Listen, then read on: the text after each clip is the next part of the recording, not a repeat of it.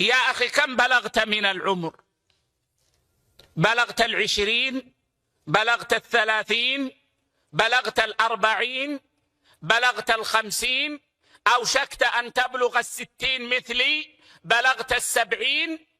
انظر إلى الدنيا قبلها، قبل وراءك التي خلفتها، أين هي؟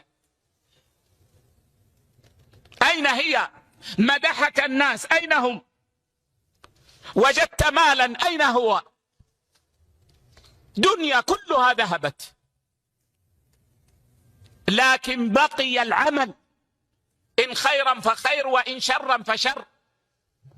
أفلا نتعظ؟ أفلا نعتبر؟ أفلا نصلح ما بقي؟ أفلا ندرك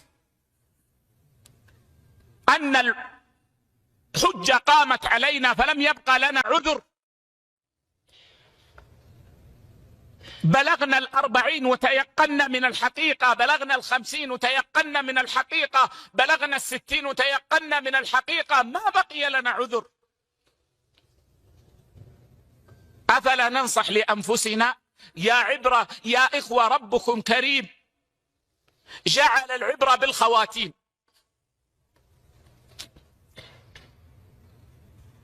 مهما أسرف الإنسان فيما مضى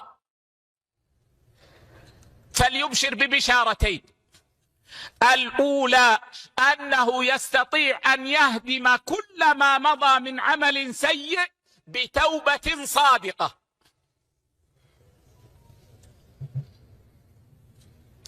والله الكريم الرحيم لا يغفر له فقط، بل يغفر له ويفرح به ويقبل إليه ويبدل سيئاته حسنات ويثيبه.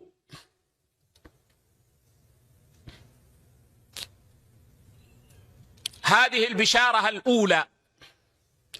البشارة الثانية أن العبرة بالخواتيم. يا عبد الله، أصلح ما بقي من عمرك وأبشر بالخير.